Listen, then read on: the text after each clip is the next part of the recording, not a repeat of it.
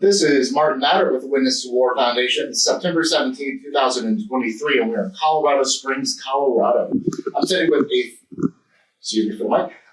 few wonderful gentlemen who are joining me to talk about their experiences in Vietnam, the United States Marine Corps 3rd Tank Battalion Bravo Company. I'm sitting with Mr. Rick Oswood, O-S-W-O-O-D, Fred Kellogg, K-E-L-L-O-G-G, Harris Hines, H-I-M-E-S, is that correct? M-E-S. With Renee Serta, C-E-R-D-A, and Doc Michael Pipkin, P-I-P-K-I-N. How are you fellows doing today? Fine so far. Glad to hear it. I appreciate y'all taking the time to join me.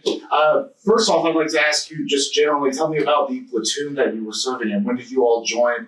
I'm going to start because I am Bravo 1. I was the platoon commander. At the time of most of these incidents, I was a first lieutenant.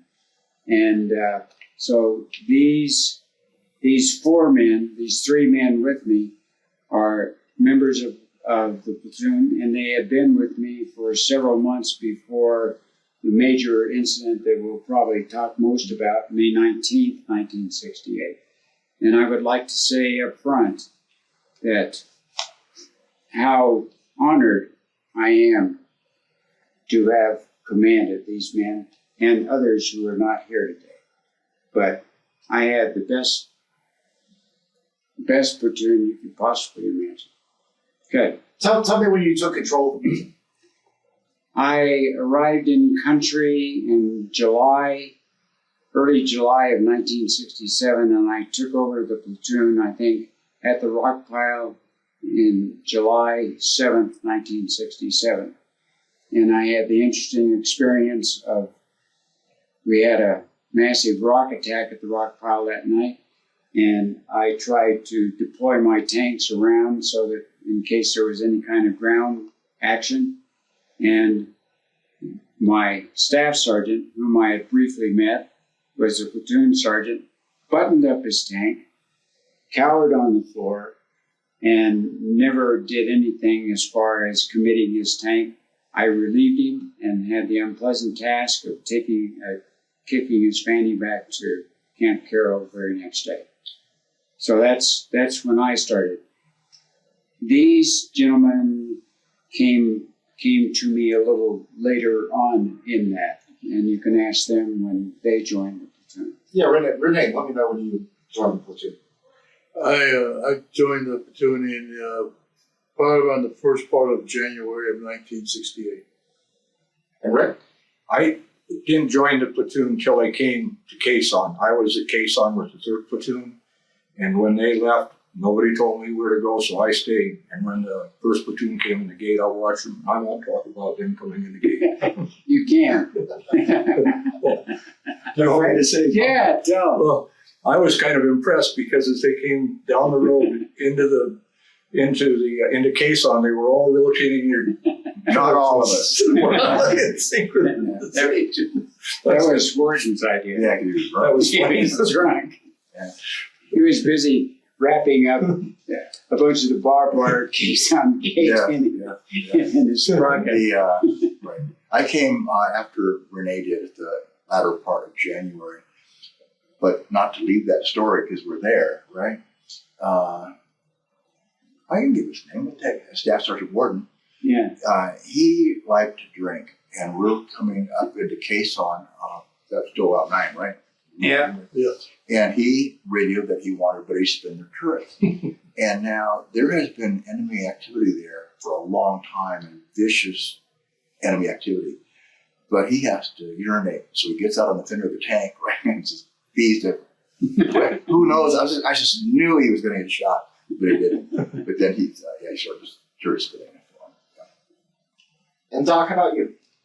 I joined in Quezon first of May, and I was with 2nd Battalion, 1st Marines, Fox Company, and we went to the lines, and then we were running battalion-sized patrols up in the mountains, and then we come back, and for some reason we were on convoy. And we were on the convoy that they were protecting. So it sounds like when we all joined this platoon, there's a lot of combat experience to go around. Is that correct? What we'd been doing all during that time, McNamara wanted to build his Maginot Line across the DMZ on Route 9. And so there were huge convoys of trucks, like 100 trucks, 150 trucks. And so my task was to provide security for them as they traveled across the DMZ. So over a period of time, we developed various tactics because we were often ambushed. We saw a lot of combat because of the ambushes. And so generally speaking, you have to always have two tanks together because we're so large, roughly 55, 56 tons. Nobody else can help us if we get into trouble. So not only for a concentration of firepower, but also because if one tank got injured, the other tank hopefully could hook up and take care of business. So we would have two tanks generally at the front of the convoy, and then we would be firing canister rounds, which are like large shotgun rounds, out of our tanks at potential areas where they might ambush us as we're coming across. And then often we got into ambushes, and their method of attacking was smart. They wanted to stop the tanks or something at the head of the column so then they could pick us off at will. And so our objective was to make sure we creamed them as much as possible and then kept the convoy going. So that was a primary duty that we had. But by and large, most of the time we were at the rock pile. Every once in a while, we'd go into the company area, which was back at Camp Carroll, for various situations, either outfitting the tanks or doing some kind of maintenance or something like that. You gentlemen agree with this assessment by and large? Okay. And one of the things too is that I was the commanding officer, but on the other hand, I recognized the intelligence. One of the few intelligent things I might have done was to recognize that my men were extremely intelligent, extremely capable, had great ideas, and I was smart enough to listen to them. And so we always worked together. I called them by their first names, and they always called me either Mr. or Lieutenant or Sir. And so there was no breakdown in that, but the company commander always hated it, because it was, strictly speaking, inappropriate for an officer to call them by their first names. But I lived with them, and we watched out for each other. And so they became my friends, my respected comrades in arms, no question about it. All right, so for the people at home who kind of want to get the full picture, tell me about the tanks that we're utilizing in Vietnam. What sort of tanks are you guys have? Great. It was the M48A3, otherwise known as the Patton medium gun tank, 90 millimeter main gun. Was that fairly easy to use in Vietnam? I know the terrain is harsh, especially for large vehicles. I thought so. I get asked that. My daughter, when she was in high school, there was a segment at that time about the Vietnam War. And the teacher made this comment that there was no armor in the Vietnam War. And my daughter raised her hand and she said, "You might want to talk to my dad." And so for about, after she graduated, maybe 5 or 6 years, I would make a presentation to the students. But a lot of people don't know. They didn't do that. If I understood correctly, and correct me, that Westmoreland did not like armor in Vietnam, did not want armor in Vietnam, but the Marines were so successful with it, then the Army started using it. We didn't have, at least in my experience, we didn't have a lot of marshlands and so on. It was hard to pack around. But to dovetail that, at the time, I had a high school education because I was really young. I have no idea why the officers thought, and it didn't come from lieutenant there, that I had the You can call me Harris. I called you Alfie. Alfred. The skill or knowledge to determine the viscosity of Vietnamese soil. So they stick me way up, put on a helicopter, and flew me out into the middle of nowhere, totally out of my comfort zone. And my job was, is the ground now solid enough to get armor involved in these fights? I don't know. And we got mortared. Well, I'm skipping ahead. The Marines that they dropped me off on, there was an NBA group, I want to say company, if my memory is right, the next hill over. And they want to go get him. I said, great, fly me back to be the tank, and I'm your man, because I'm uncomfortable here. And so, obviously that didn't happen. And so we are snooping and pooping through the jungle. Everybody's trying to be quiet. You can, and somebody trips. And you hear the vicinity just shouted. They're probably loud enough to hear it and analyze. So that's part of it. But I realized how frightening the jungle could be because I looked down and I'm probably maybe, I don't know, from here to the flower pot, what's that, 4 feet, something like that. I see stacked logs that are camouflaged. That doesn't naturally happen. In nature, they might fall, but they don't stack. And there's a North Vietnamese bunker there that I never saw. And it's this close. Thankfully, it was empty, or I'd be like a piece of DOT, dead right there. So that continued. That night, we got mortared, and I ran just fast as my young legs could go and jumped into a shell crater. And I hit head to head with another Marine, and we were both at speed, so that hurt. And I got up, rubbing my head, and I looked at the guy. I said, Steve? He says, Fred? It turned out to be that in Vancouver, Washington, on the other side of the world, he was dating the sister of my best friend and lived about 3 miles from my house. Not only are we on the opposite side of the planet, we're in the same friggin' hole. What are the odds? So anyway, I flew back after we did our thing, and then a lieutenant came over there to tell me what I found. And I told him, well, the enemy's here, here, and here, and I'm assuming you guys have your own debrief. Maybe he's trying to have filler information to go back. So, well, Fort Kellogg said yes. So he's not coming back with a blank sheet of paper. But he asked me how solid the soil was.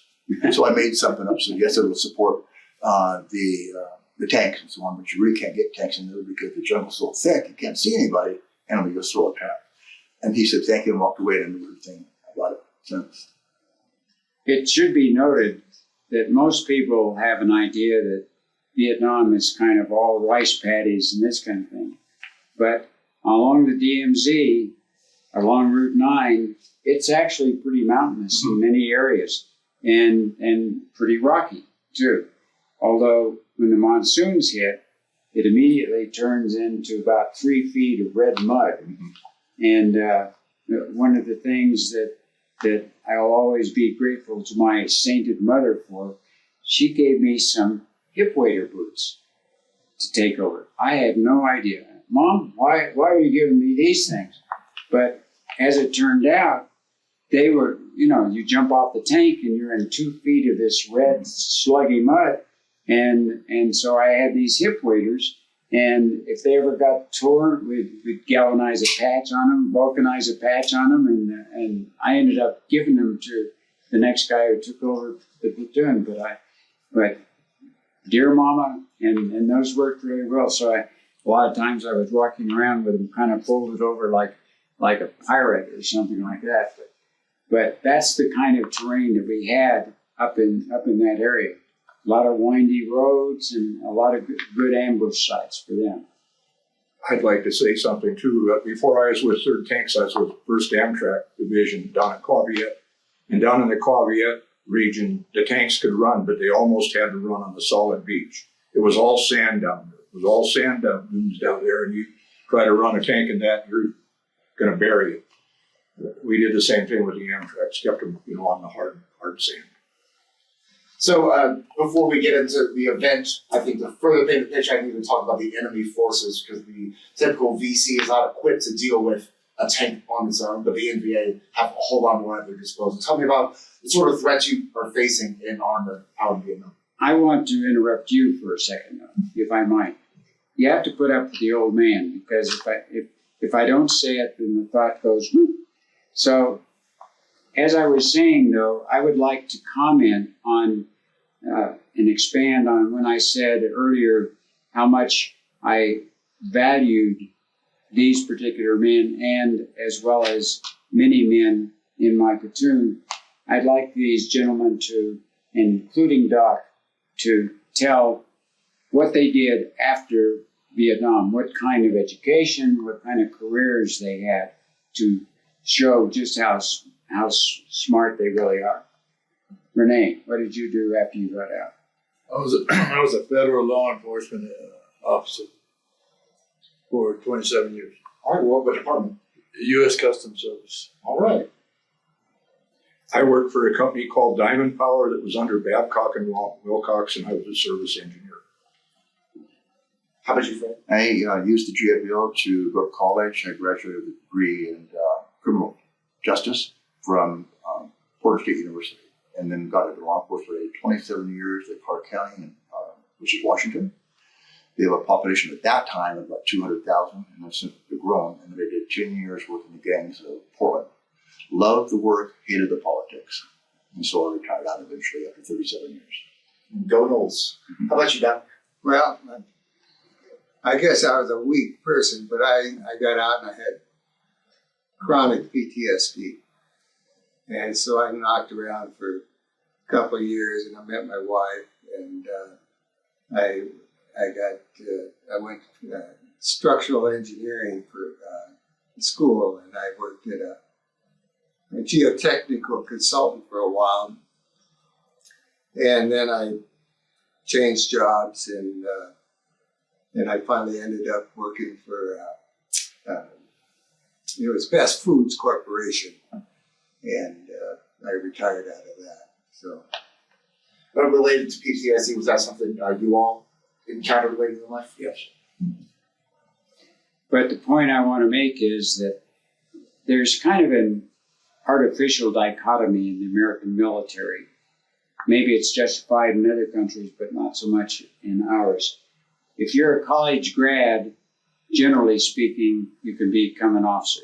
There are other bootstrap programs where Mustangs can rise up, but any one of these men could qualify to be an officer in the Marine Corps, and I always recognized they had the smarts to do it.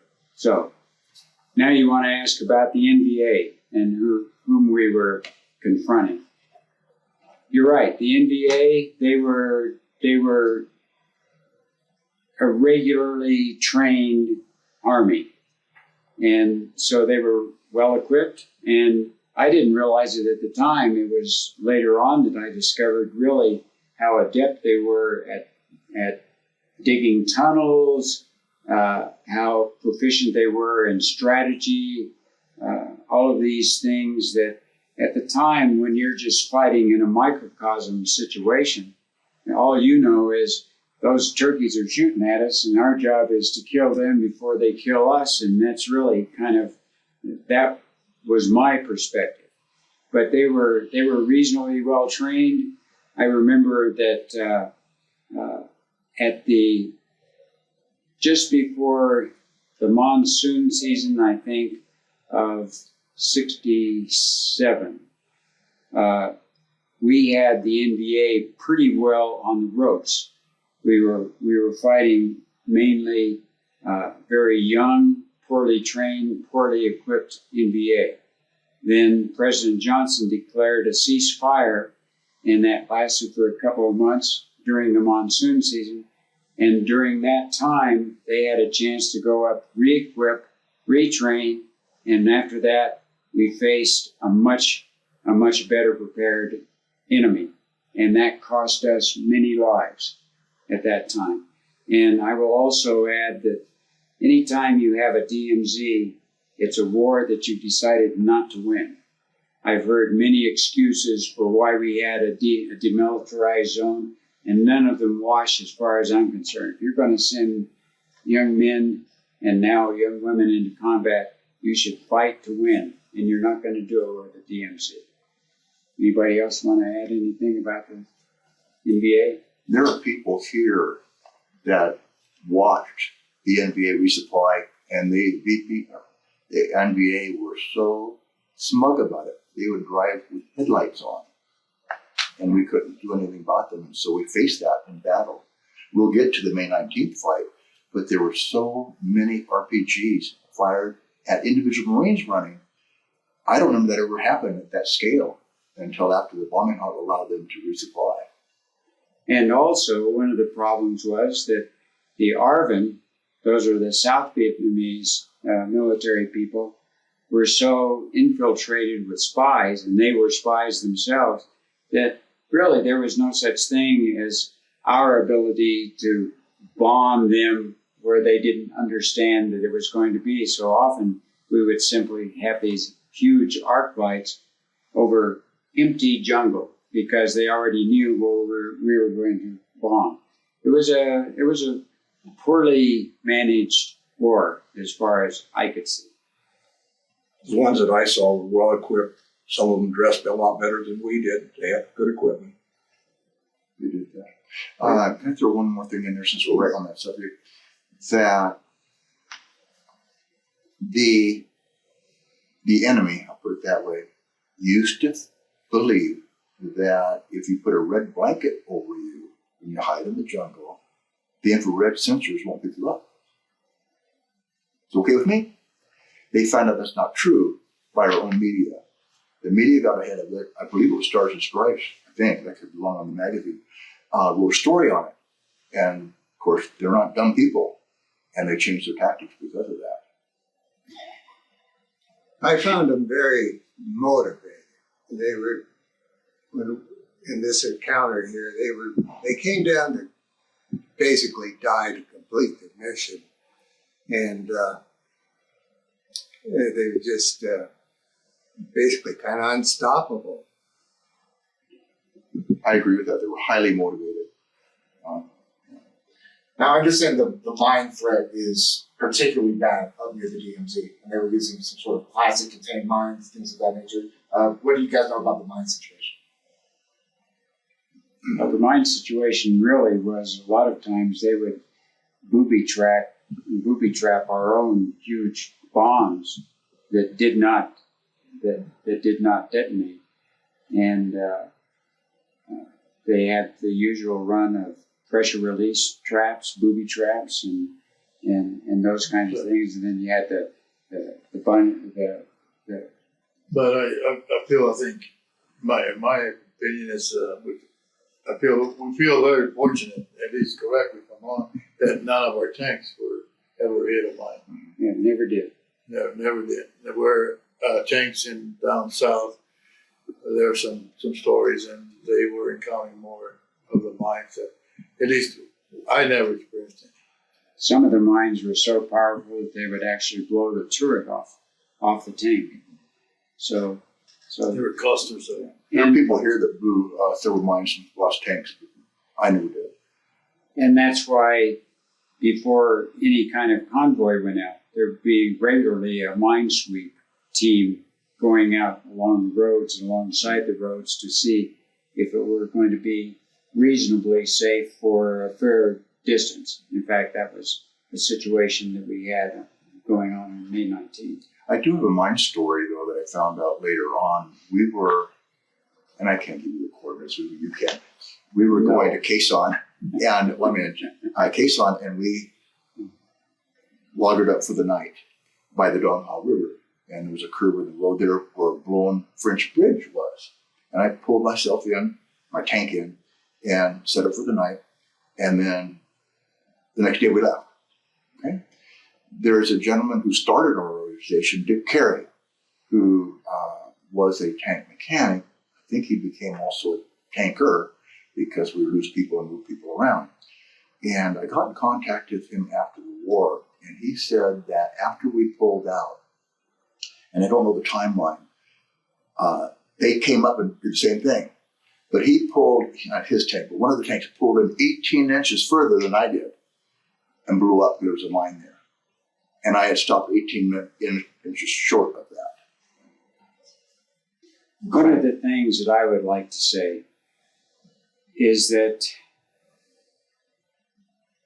I, as an individual, I had grown up as a Christian, but I had wandered away for various nefarious reasons. And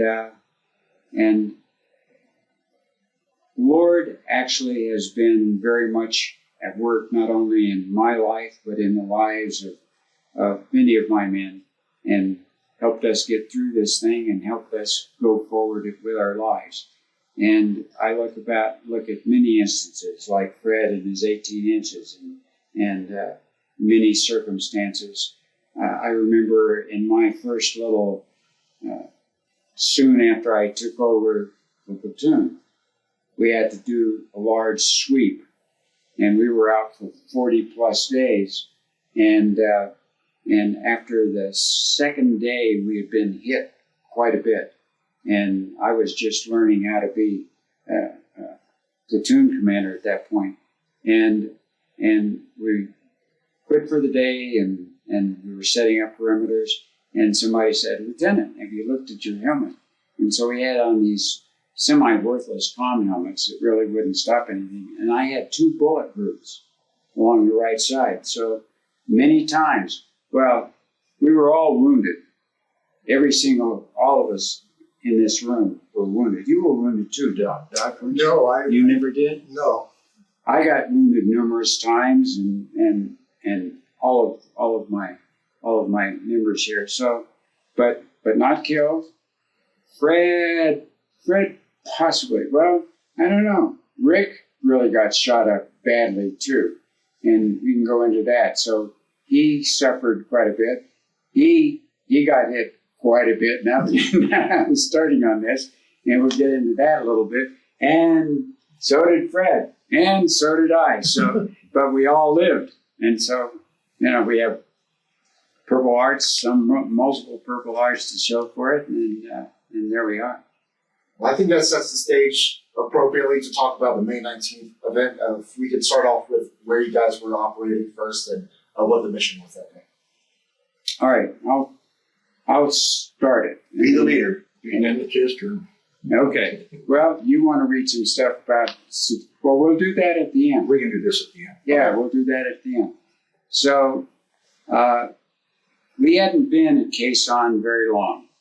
And I do not mean to disparage the 1st Marines, but the 1st Marines had been largely down in the Da Nang area that did not see. No, they spent 3 months at Cantien. Okay, so you'd been at Cantien for a little while, and Cantien was pretty quiet at that time. Yes. It was pretty quiet. So would it be fair to say, Doc, my impression was, and especially given how things worked, that 1st Marines did not have a lot of the combat experience that we had being all that time on the DMZ. You can be as protective as you want. No. I'd only been with 2-1 for 2 weeks, so I wasn't at Cantien or Pegasus, so they seemed very professional when I was.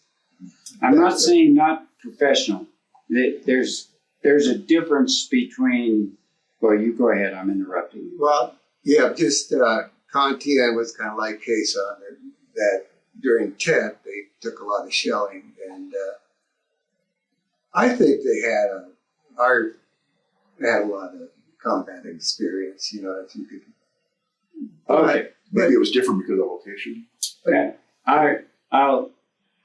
I'll try to be diplomatic, but the thing is that basically they had moved in. They had not been on the DMZ nearly the length of time that the 3rd had been up there. Yeah, The 3rd Division, because 2-1's 1st Division, 3rd Division, I Corps was basically the DMZ all the time, and certainly during my time.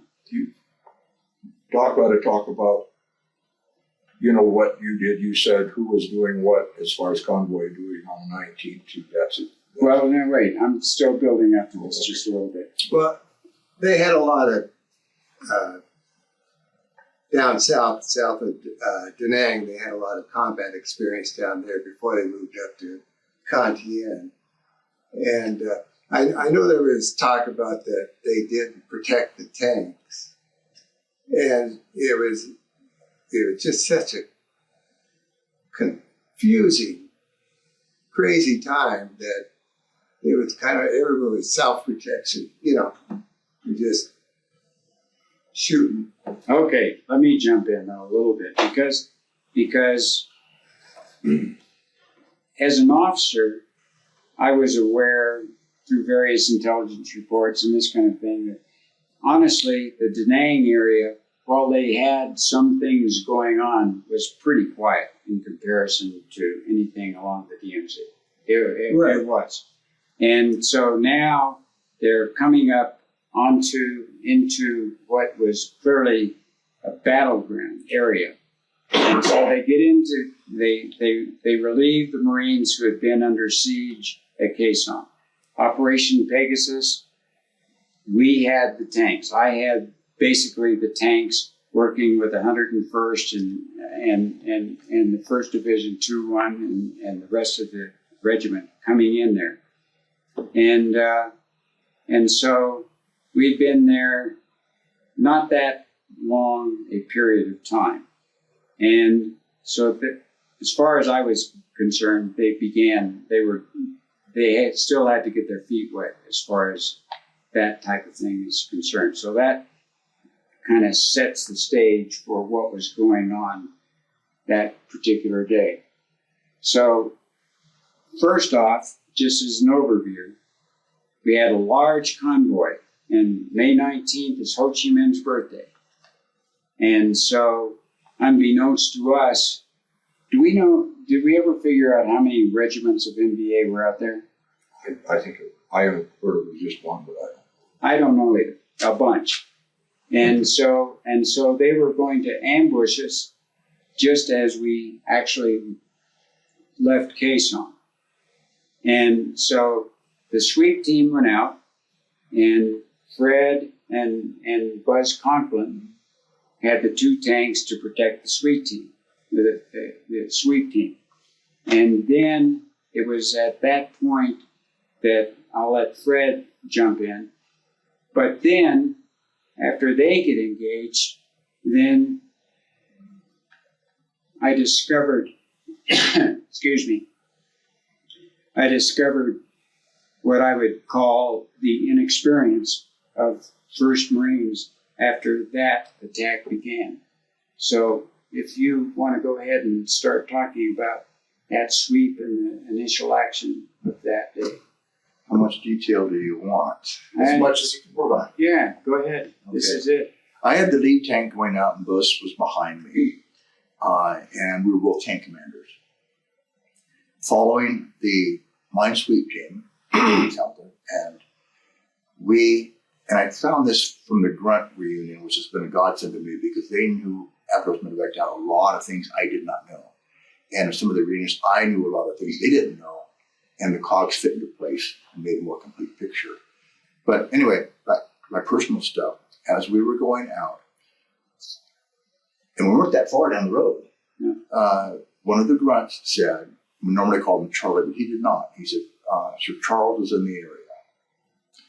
And it wasn't seconds later. And we had, according to the information I got later, prematurely sprung the ambush because they wanted us deeper into the kill zone. Now that I'm older, I probably shouldn't have done what I did because I can shoot like 7 miles. Why am I getting so face to face? But I did because the Marines were in front of me and I didn't want to engage the enemy when I've got the good guys in front of me. So I told the words I used, to make you the detail you remember, my driver, I told kick it in the ass and get in front of him. And so we went down and they put me in front of the grunts. And I can't say what Buzz was doing because he's behind me. And I started shooting with the 30 caliber coax, which is mounted to the same plane as the main gun. Excuse me. And then I have a 50 caliber machine gun, and I don't know why the engineers, well, I do know why, but they wanted a low silhouette in the tank, so they made it shoot or mounted up on the side. It's made to shoot this way, not this way. And so if you shoot more than 50 rounds, it jams up and you got to scoop the. Or fewer. Yeah. So anyway, I got all that going. And the fight is on. After quite a while, I'm getting ahead of myself. There was a truck somewhere behind me, and I didn't know that. And I started getting heavy machine gun fire that's coming right by my little cupola where the tank commander sits on top. And so I asked on the radio, where's that coming from? Thinking that, I'm trying not to be nicer, not call them gooks. The NBA is on the side, but one of the grunts said, no, it's one of ours right behind you on the truck. And so that's great. Again, the fight's on, and we're shooting, because I could see a little mound of dirt and shrubbery, a hedgerow.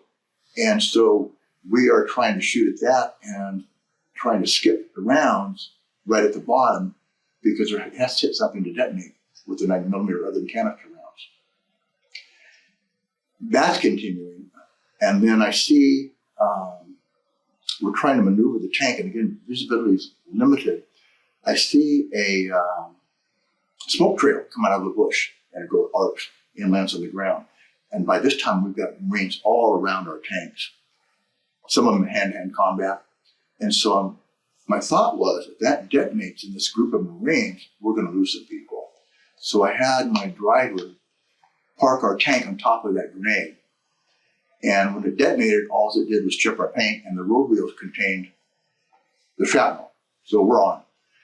And I always thought, until I got older, that NBA and the spider hole was an idiot to do that, because all he did is piss us off. But now that I'm older, what a brave thing to do. But again, we're not happy tankers now. And so we did a neutral steer on top of that bush, which one track goes forward, one goes backwards, and that tank will pivot like a bulldozer on its own axis. And we caught him in the track, and he ran up over and then all the gory stuff. That's just fun. So the fight is still going full bore.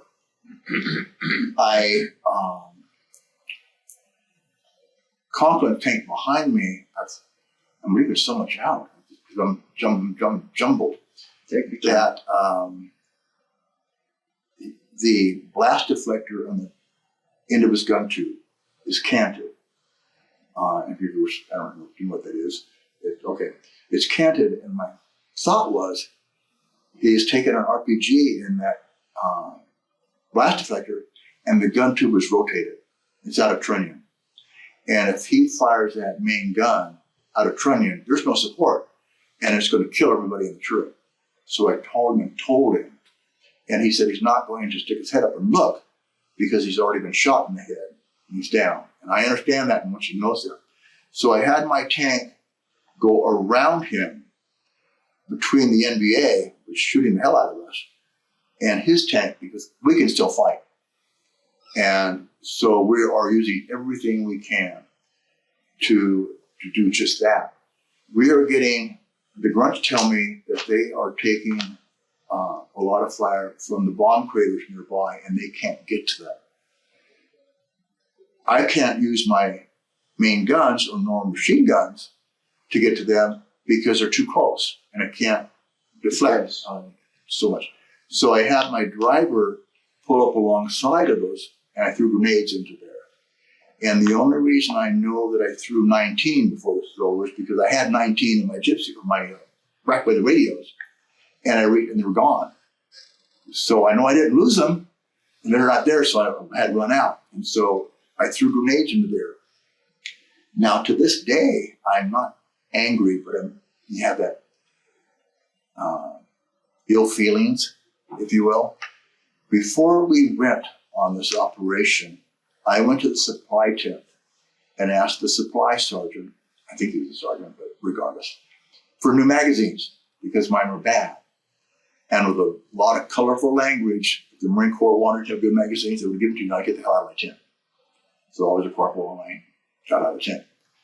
Now I need my submachine gun. and it won't fire right side up. And so I'm exposing myself from my waist up using my M3A1 grease gun, which probably cost $42 to make. If it's all stamped metal, firing it upside down is the only way to work. And because of the upside down necessity, I still don't like that supply structure. This again continued and we're maneuvering. I'm firing every single weapon the tank has. And my gunner, Carlos, we call him Rupee. What was his last name? Trinidad. We always called him Rupee. He says, I see him. They're so close that when I use my tank commander's controls, his go limp. He can do what he wants. I got control of it. So it gets lined up, and the main gun is armed, and we have switches to throw to just connect the electrical impulse for the main gun, which is a 9mm, flip on the machine gun, and that's what you're supposed to do. But that delay would have killed us because the NVA anti-tank team are right there in front of us with the RPG going. And so we didn't bother to do that, and we fired the main gun, which is a high explosive round. And it has to reach so far and rotate so far before it arms itself, no matter safety and things like that. And they're so close, I didn't think it was going to do that. But it hit right at their feet in that little raised area they were, and it detonated and vaporized those people. There was nothing left. There was, I think, the boot left or something like that. Again, the fight was continuing to go and continuing to go. And I'm going to skip a whole bunch here. Why? Well, because it's all jumbled. So I'm trying to take linear here. Okay. And I got the feeling, that overwhelming feeling, that I need to get my turret over here. I don't know why. I just had to. And so I put my tank commander's override, the TC joystick, like you do on the video games now, as far as it would go over. And my turret rotated as fast as those electric motors would go. And when I got 90 degrees, I stopped. And almost instantaneously, we took the first RPG round in the gun shield. That's the thickest part of the tank. Had I not done that, I would have been exposed to the thinnest part of my tank. And it blew a hole through the gun shield to the turret wall, but stopped before it entered the turret. And again, I have no idea why. And so now I can't say I had the time to get mad, but I was motivated. How's that? And so that RPG team took another round from us and were killed. And that's the ones that I think that the credit for my citations too. That was that too. Then the fight again continuing, and it's extremely chaotic. I'll let the others talk about that. But the next RPG came through the side of the turret, which is only 2.5 inches thick, and it's right by the little blisters you see on tanks, and that's where the rangefinder's out. I think it's only 2.5 inches thick. I was standing right on the other side of it. That RPG should have gone through the tank, through me, out the other side tank, and not even slowed down. But it didn't, and it detonated, and I remember the bright yellow sun burst. It was just blinding. And it felt to me that I'd been hit in the chest by a baseball bat swung by the mightiest of major leaguers. And my body had so much data input, it was unable to sort up to do anything. And I fell. You want all this stuff? Yes. I fell head first down onto the turret floor, and I started to drown. And the reason I was drowning about later on, because I thought it was hydraulic fluid and things like that, with the help of Charlie Lehman, I rolled over. And what it was, I was hit so many times, I was drowning in my own blood. And that made the blood go away from my mouth. And I hit 73 times. I was hit so badly that I didn't even know I had taken six hits to my neck in the face, but the one that really, really hurt was in my chest. It was about the size of a silver dollar. But also what really hurt were my hands, because my hands had taken multiple hits. But the fire of the RPG had seared them, which cauterized them. And Loopy said to back up. And we backed up that tank that had the truck that had the machine gun on it. We backed over that. So now that big truck is about this high. And I thought for years that I had killed the guy in the machine gun. But again, the grunts said, no, he jumped free. The grunts, for my bad memories, have been a godsend because they filled in a lot of stuff that I thought, thankfully, wasn't true. And Charlie Lehman, my daughter, had been hit. I think Loopy had been hit. The driver had not. And that was Cricket because he took another tank out. So we disengaged. Our tank's burning. And I have no idea how they got me out of the tank because I could not move. My body was shutting down physically. They put me into a truck to take me to a battalion aid station, which is very close by. And I wish they would shut up. That's the truth, because they kept talking to me. And I wanted to be left alone because I wanted to internalize my energy to make it back there. Now, I thought another thought here. So it was out of sequence, okay? When I was young, I had an aunt help raise me because both my parents had to work. And she told me a story about her friend who had died on the operating table, but survived. That friend had vivid memories of heaven and described that. When I initially was hurt and fell, I remember looking around and I saw nothing but black, and I felt very cold. And my thought was, my exact words that I remember was, oh hell, I've gone to the wrong place.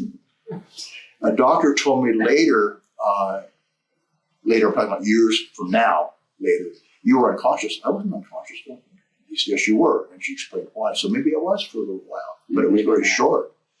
So now I'm back to the truck. And they take me down into the underground Charlie Med, what it was there. And I wasn't all the way in when a rocket landed right outside, and I was told killed the next Marine behind me going in. So that's saving number 3 or 4. And they did what they did to save my life. And they, because I was leaking everywhere, they really wanted to do a tracheotomy on me because my throat was closing because of all the injuries and holes and things like that. And I made a deal with them. He said, the surgeon, that if you can still breathe when I'm done, I won't do the trach. And although I was struggling, he didn't do the trach. And then they put me in the corner, I thought, to die because there's so much incoming coming. They don't dare bring in helicopters. And they're treating other Marines. My timeline's all screwed up because of what I was going through. But whatever the timeline was, I remember being short. Helicopters came in under fire, and they started running wounded to helicopters, and they're twin-rotored CH-46s, and you load from the rear ramp. I was so perilous that the surgeon sent a corpsman with me just to keep me alive. And I had bottles in both arms and both legs simultaneously. We ran out, and I'm tied down to this stretcher, and the helicopter took off, and within seconds of being airborne, the door gunners opened up. I prayed to God, please don't get shot down. I can't move. I can't defend myself. I can't do anything. I'm at their mercy. And we made it to the hospital ship. We were offloaded, and they put me on a gurney, and they're running down on the deck to this group of doctors, nurses, trauma surgeons, whatever they are, I don't know. And I thought I'd made it. In modern times, I said that I knew that there was Hawkeye, Hot Lips, all these other people there know what they're doing. I made it. The first thing they did was look at my dog tags and needle over my ears and says, "Would you like a priest?"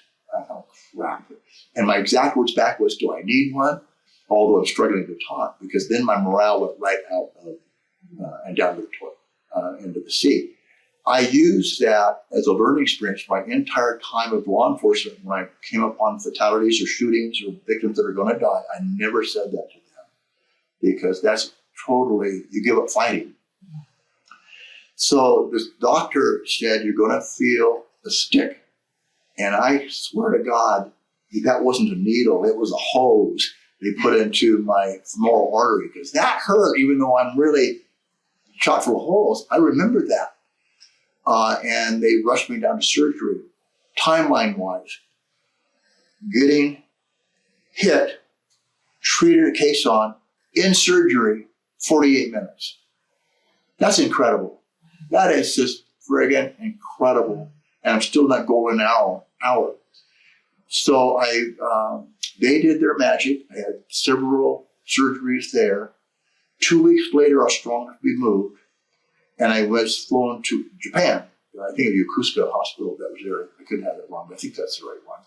After 2 weeks of being stabilized, I was flown to Okinawa Hospital to convalesce there. It took me a year to get well, and then I was put back into, they were going to kick me out because I was really messed up, but they sent me to be an instructor of traffic warfare school at Del Mar, California, and they did that. Now, as a tail end to this, one of the corpsmen I talked to at your reunion said, Doc's the one that got me involved, because he was put on the internet, on Facebook, I think. Our story of May 19th and tank fire, and I called my wife, look at it, this is me. And I think you're talking about him, because his is really burning. So where's it going?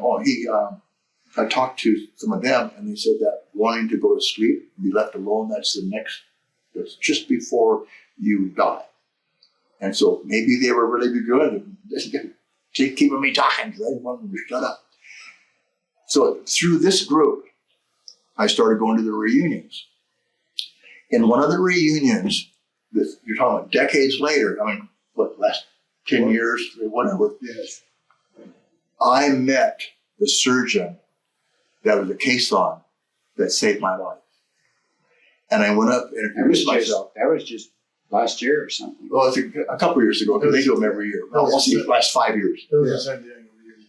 Was that what it was? With the lunch that it was? Because you called me while I was at Costco, and I think it was in the. I was within so the last excited. year. I went up and talked to him, and I said, I wanted to introduce myself, because he remembers the May 19th fight, but there's no way in the world he's going to remember me. And I said, you saved my life. And he was a short little stature guy. He jumped up and started hugging me so hard and smiling and beaming, and he wouldn't quit. He said, you're the first time in my life somebody's come up and said that to me, because I have no idea, once I send them on the way, if you were alive, you died, what you did, and so on. And so that was absolutely great. Another reunion, we were in Fort Worth, Texas. And I thought Texas was warm. It's not. I was freezing there. We were, there's 3 of us going to see the town. And so we caught one of those trolleys that motorizes around to see. Excuse me.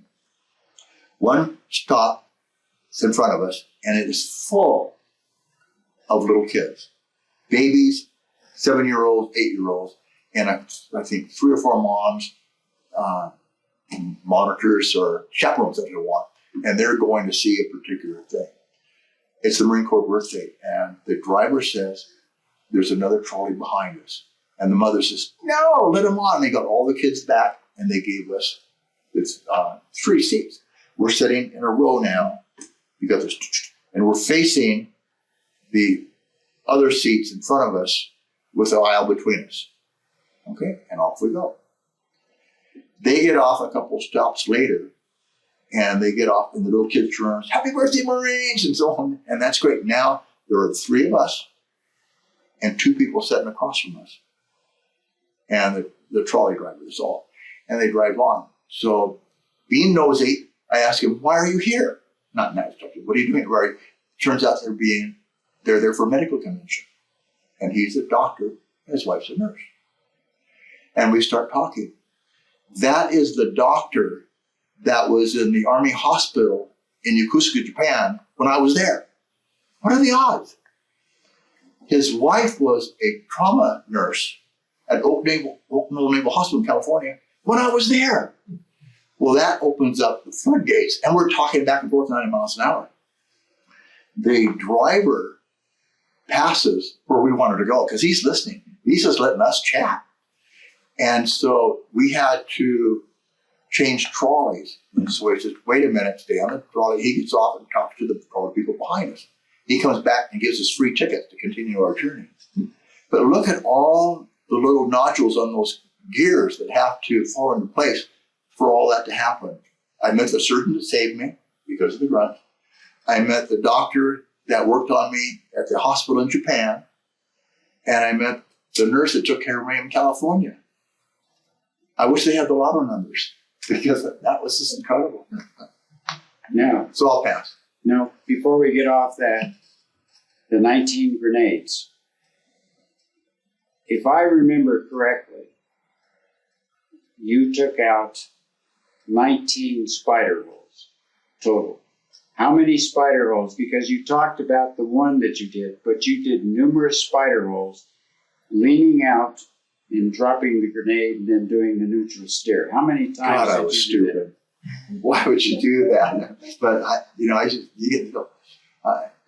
don't know. There's, some of them are in bomb craters and so on, or little chunks of the ground and so on. And yeah, I can tell you.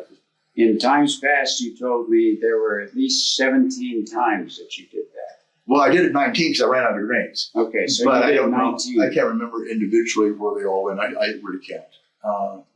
But it was numerous. Yeah, numerous, they were too close. Absolutely, they were too close. Numerous They were times. under my guns, so to speak, and they don't go down that far. So I got my submachine gun that's upside down. I had a single shot shotgun on within reach at the top on the outside of my cupola. I forgot all about it. I really did. I got that from somebody else and they really worked it out. But yeah. So that morning, my tank, with Bravo 15 and Bravo 14, were to lead the convoy. And we were instructed to meet at the main gate and await the return of the minesweeping and the two tanks that had gone out with the minesweeping, which was what Fred described. And we could hear, we heard the initial contact because, as Fred said, the ambush site was maybe 400 yards from the main gate. And so that went on for, as far as time, I have to apologize. I have no recollection. But I know it was supposed to be like 7:30. And then the Lieutenant Hines came up. May I help with that? Well, I have a wash here maybe that stopped maybe I at should 9:30, and it's my blood on it, so on. So I know what it ended for me. Well, I'm saying I'm not sure what we set up about 7:30. Yeah. Sure. My document. Can I interject? Sure. Absolutely. My unit, after Fred we were sitting up there with the tanks on 6 spots. We were going to go on the convoy. And I heard the noise. He said, get down there. We ran down there. I was on the left flank. And a squad was on the road, and another squad was on the right flank. And we ran down, and then it must have been an L-shaped ambush because like this, and I ran down and come up, and we got in the bomb craters, and the unit I was with, the squad was just, there was a roar, it roared. It was not bang, bang, bang, it was just roar. And I had my 45 and hand grenades, and the grunts were firing like crazy, and I'm handing up these hand grenades, and then take care of the wounded, and then I moved up front, and we managed to get in front of the tanks and everybody, and we kind of trapped up there, and they had hand-to-hand combat, and Let me interject here. What was going on was they were out there, and I was going nuts. When I said First Marines didn't have that kind of experience, this is an example of that. I kept trying to get in contact with their command bunker and say, let me out so I can take care of these guys, so I can bring them back in. And they were dithering around, and they did not know what they were doing. I'm sorry. They were out there for roughly 2 hours during all this, and they would not let me do it. Generally speaking, as a tank platoon commander, I am recognized as the tank expert, and I'd been working with other third division infantry battalions for months before this. And so I was always part of the conversation when we were in the bunkers. I knew the S3, the CO, and so I go into their command bunker, and it was just chaos. They did not know who I was. They didn't care who I was. They just didn't know what exactly was going on. And my impression was that because they didn't have the experience for this kind of ambush, they did not know what was going on. And so finally, they weren't, notwithstanding what Doc is saying, he's talking about later on, because nothing was happening except my guys were getting chewed up out there. And finally, we got them back in, and his tank was some of the rounds had gotten you had some things in the back of your turret. Oh, the gypsy rack. The gypsy rack that were on fire. Mm-hmm. And so Charlie, and we called him Sugar Bear, had backed the tank back into the gate. He backed in. We got Conklin's tank in, I think, just before we got yours in. And then our two tanks, 1-5 and 1-4, went out right after that. And we had a bunch of the 2-1 people hanging off on our tanks, and we had maybe a couple of 6-5s of infantry, not that many infantry coming out the gate, and that must have been right around 9:30 at that point. I don't know. Yeah. And so we came out, and we were immediately taken under fire too, and the grunts jumped off the tank, and the command group, the captain, his XO, and most of their senior staff NCOs got into a group out there, which is absolutely insane. They were in a group, and they got taken out immediately by mortars. And so what happened as far as I was concerned at that point, so I'm a lieutenant, infantry trained as well as tank and this kind of stuff. That's what we go through OCS and basic school learning. And so they were gone, and so I'm deploying the rest of their men, saying, we got, send some over here, some over there, this kind of thing.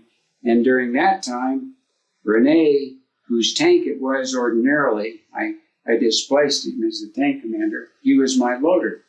And so he's at the loader hatch, and he's basically running the tank while I'm helping to deploy the infantry. And again, we came under fire, and anybody know how many hours we were out there? We were out there a ton of hours.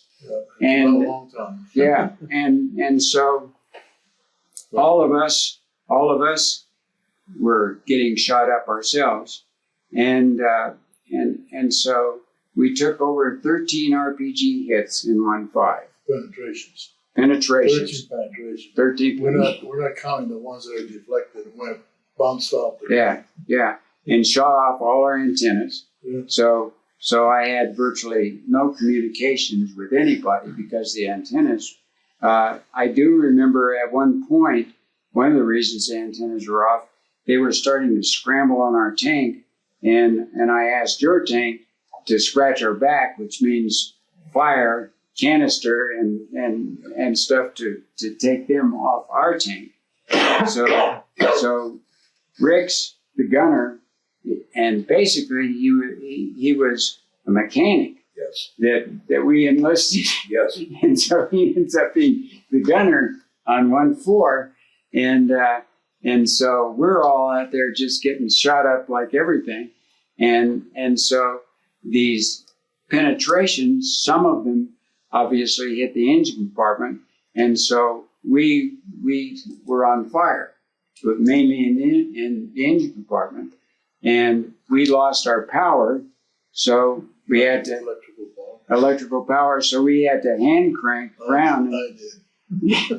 And so we're cranking around and shooting up all our ammo. We're knee deep in casings and all this kind of thing, and smoke's coming in. So we put on our gas masks, and we fought in gas masks for a considerable length of time, and just pumping out rounds like everything, and so finally, at the end, after several hours, fire began coming into the actual compartment.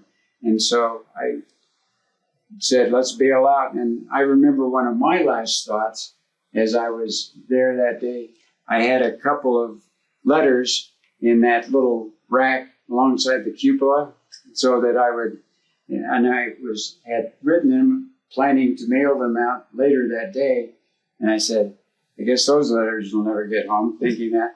And I also had this insane, I wonder what we were going to have for dinner that night. I mean, it just, you have these insane, totally unrealistic thoughts going through your mind as you're in the midst of this mayhem. And so we bailed out. You had to help Renee out, didn't you? I did. Renee had been hit numerous times, and also I was unaware of how badly he had been hit because he had a huge chunk in the back of his head that they didn't even find out about until he was actually being treated later on. Isn't that right? Yeah, Cameron Bay. Yeah. So you shouldn't have all your hair. So kind of backing up a little bit, was that when Lieutenant came over, I was the tank commander of Bravo 1-5.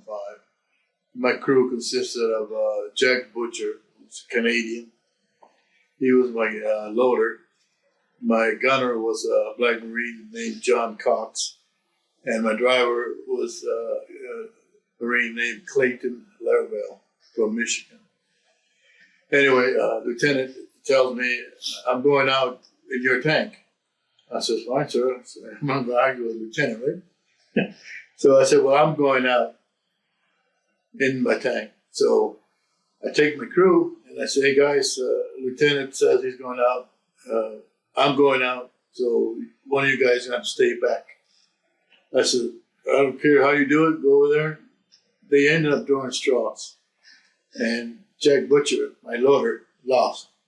Or won, however you want to look at it. So I went as a loader because Jack was my original loader. And as we're going out, finally after Lieutenant talked and got permission to go out to help these other two tanks, I look back and I never wore a flak jacket inside the tank. It was too bulky. The Marine Corps jacket sits on You get caught trying to go in and out. Right. There's not enough room in there, so I never wore a black jacket inside the tank. Well, Jack Butcher was kind of individual A Canadian volunteer. Canadian volunteer. And he would scrunch things around. He himself had got an Army flag check. The Army is the one that we zip up, and it's got the very, it's kind of like a tight vest. So as we're going out the gate, I kind of look over to make sure everything's secure in the gypsy rack, and I noticed this flak jacket laying on top of the gypsy rack, so I put it on. Butcher's jacket, not mine. And there's a little story behind it when I get done here. So we get up to the ambush site. Immediately we come under a heavy small arms fire, as the lieutenant said. And he's looking around near the through the cupola, and I don't know how long we had been there. We'd been firing to 30, and Lieutenant said, "Man," he said, "look at those guys in hand-to-hand combat." And thinking back like rest that being stupid, the loader's hatch was open. I stick my head up, and I'm looking, and I watch these Marines hand-to-hand combat. And I don't know, I must have been out exposed maybe 30 seconds, I don't know. So I jump back down, and as soon as I hit down, there's an explosion above my head. And it knocks me down to the floor of the turret. And that's when my ears were ringing. I couldn't see. I had this terrible just ringing in my head. And I'm trying to shake myself, and I cannot see. I can't see anything.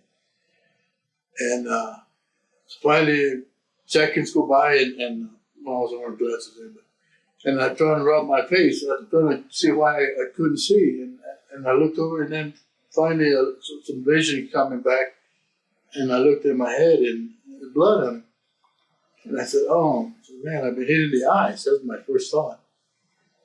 And but I come to find out that what happened, I had a nosebleed from the concussion of the explosion of the RPG.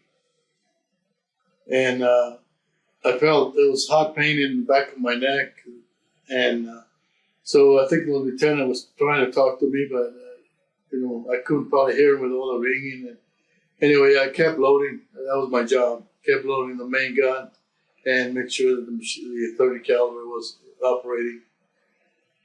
And as the lieutenant said, the turret was getting full of casings because we were firing the 90 as fast as we could at targets that we could. And then we took another RPG to the side from my back, and it shoved me forward to the main gun. And also, again, felt some hot spots in my hand, my forearm. And then that's when we lost power. We lost electrical power. And so I just grabbed the hand crank and I started turning the turret wherever. I said, "Well, where do you want to go?" But by this time, though, there's a cord that connects your helmet to the box for communication for the crew. Well, the cord had been cut. Someone took a knife and just cut it. So I didn't have no communication with the crew. I was just kind of yelling and whatever I could hear to keep communication with them. Trying to get my thought, I lost my train a little bit. I was wearing a watch. I was talking about time, but I was wearing a watch and I didn't see my watch. So, but I did see a little bit of a lump here in my wrist. And what I figured out years later is that a piece of shrapnel cut that wristband of my watch band. And that's what probably saved me from getting a fractured wrist. So, and as lieutenant, I was hit another time, for a third time with the RPG. And I have no recollection of time. I don't know how much time transpired. I had apparently gone in and out of consciousness, and due to the loss of blood. And as the lieutenant said, we had smoke coming in because the RPGs had penetrated the engine compartment, had ruptured our fuel cells, and the diesel had caught on fire. And the smoke was coming in to the crew compartment, and he said, "Let's go ahead and don a gas mask." So we did, And then a little bit while later, we saw flames coming in through inside the crew compartment. And at that point, I think the lieutenant says, "Okay, guys, this is what we got." He says, "We got two choices. We're either going to burn inside the tank, or we can jump out and get shot. What do you want to do?" Well, we decided to jump out. And I remember, I know this time I kind of had a little blackout. I couldn't remember how I had gotten out of the tank. Well, years later, I found out the lieutenant was the one that helped me out and putting me back on the ground. And I think we crawled back to a bomb crater. I know we didn't Kind of walk, a semi-fireman's carry, and well, and then so we went to a bomb crater and we jumped in a bomb crater, and there was like 4 or 5 other Marines there. I'm assuming there were 2-1. I don't know. I guess they were. And I was the only thing I had was a 45, and there was this. I could hear the shooting going all around us, and finally a 4-by came by. They had been picking up, or I believe it was a 4-by. I could be wrong.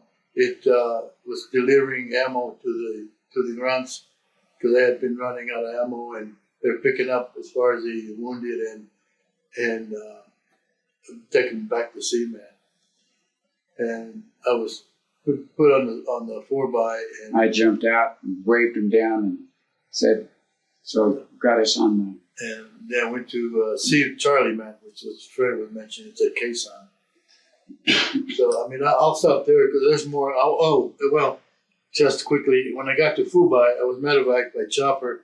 I was treated at Quezon for the initial wounds, and then I was taken to Fubai.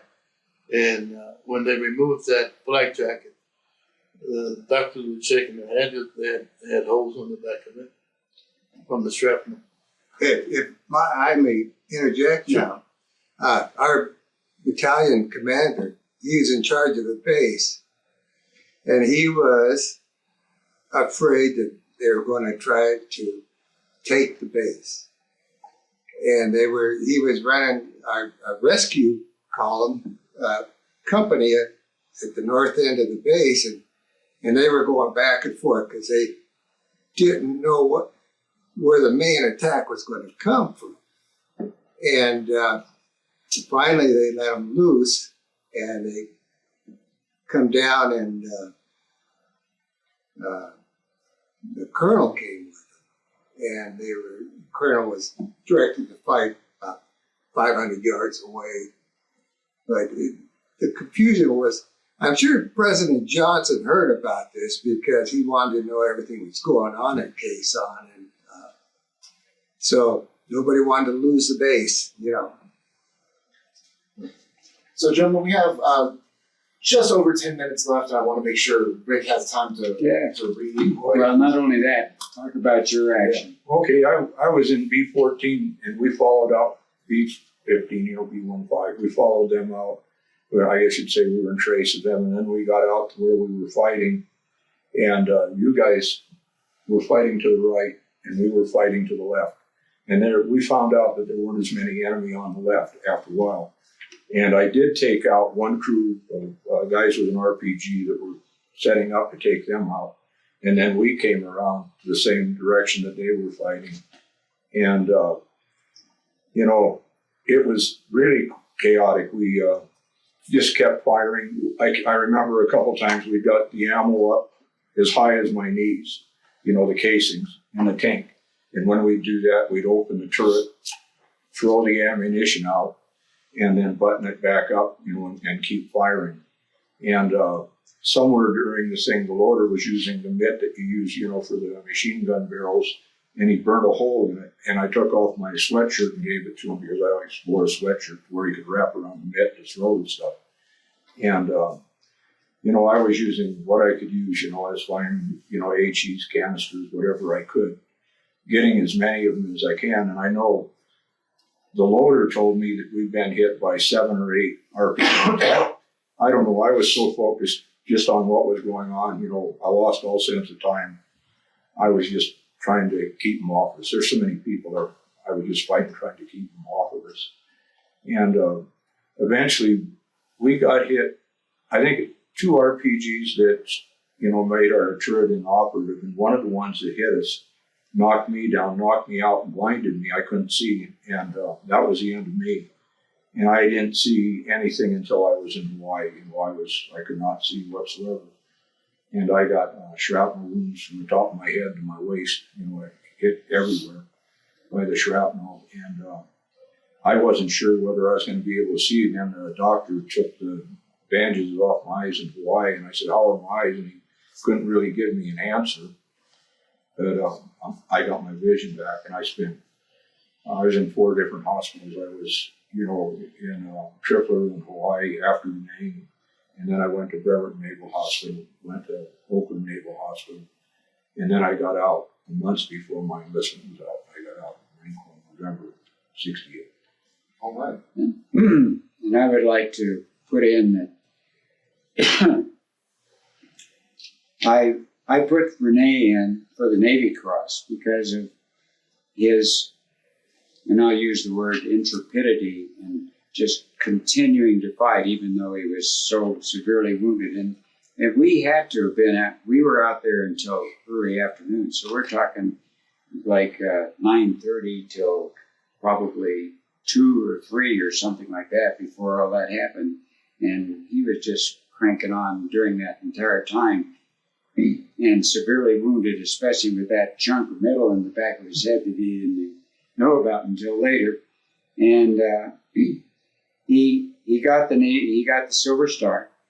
And there's another story about why our medals were downgraded that we apparently don't have time to go into. But also Rick was out there chunking away too, and in my opinion, as his commanding officer, he rated a Silver Star. I didn't know about his circumstance until much later, because it's my understanding, and I don't know if you're being modest right now or you told me when your memory was fresher, but I think that he took out at least 17 spider holes each time, leaning out, exposing himself to heavy fire, and Must have got that from somebody else. I don't know. all right. At any rate, and so he ended up getting the Bronze Star, and obviously I think that should be greatly upgraded, and God willing, that'll take place.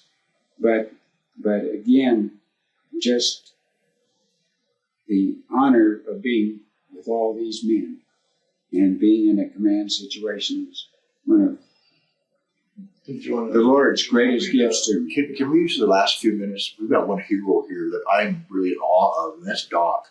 Through all this stuff, how are you, 19? Yeah. Back there in all this maelstrom, trying to keep us alive. Not tanker's breaths, but all the growths and so on. That's just incredible. Absolutely incredible. So I'll give some time to him. Please. And we're going to do a follow-up interview Yes, later, so we can get really into Good. your experiences that day. Is there a short part you can tell us after Rick's done here? Can I read my little paper? Yeah. I'll talk to you later. How's that? This is a lot of stuff just from the S4, command journal, and it's Bravo combat damage to the 1st platoon on the 19th, and it was B-11 RPG to the left side of the hull, no penetration, damage to the sprocket and the shock absorber, and that's the 5th tank that came up. Nobody was wounded on that. B-12, 1 RPG on the right side, 5 inches below the cupola, rangefinder gone, RPG 2 inches left of the gun shield, possible damage to the replenisher. B-13, 1 RPG to the TC cupola, 50 caliber damage, and mine was a B-14, and it was 2 RPG penetrations, turret inoperative, B-15 combat loss.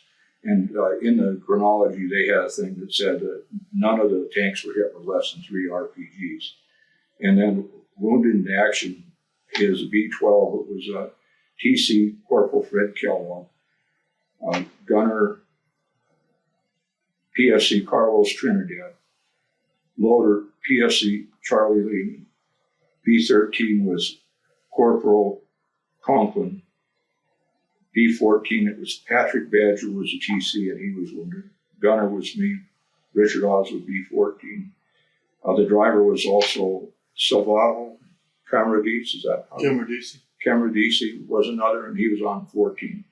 And on 15, it was platoon leader, First Lieutenant Himes, TC loader for the day, Corporal Rene Serva, gunner PFC J.C. Cox, and the driver was PFC Clay Labra.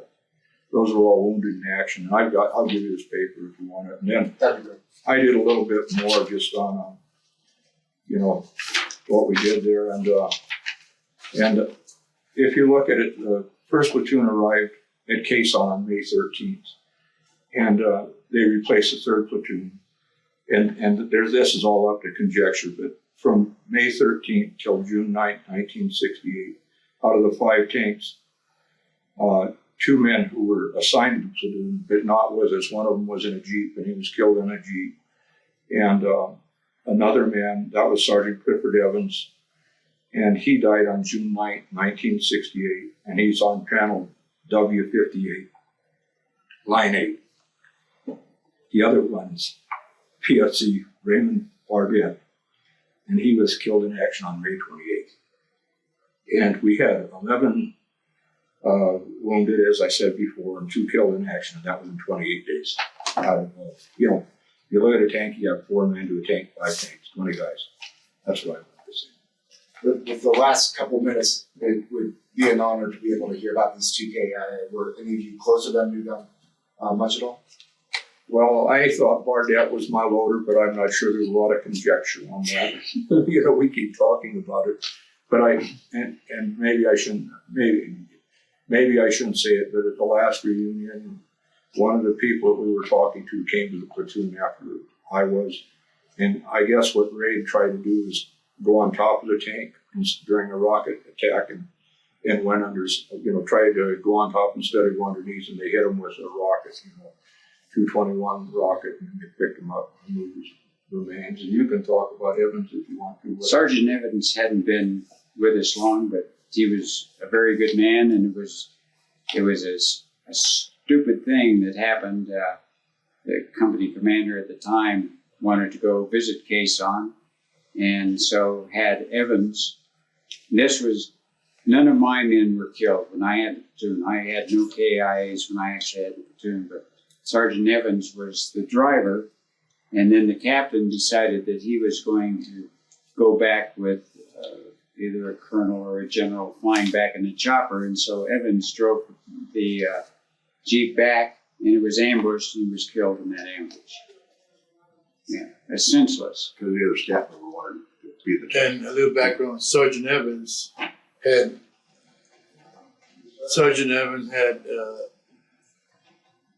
got separated from the Corps, and then he re-enlisted into the Marine Corps. And I don't know if he requested to go to Vietnam, but he ended up with our unit in January, or not, probably February or March of 1968. Probably March of 68. I thought Pegasus one went up in April. Was it May? April. That's right. I thought you said May. It was in April. Pegasus was, I forget the date in April, but that official. Well, I'll ask for a record. Well, gentlemen, I cannot thank you enough for taking the time to share all these stories with me. It's an honor and a pleasure, but most importantly, thank you all so much for your service today. Thank you. Our honor. Yes, sir.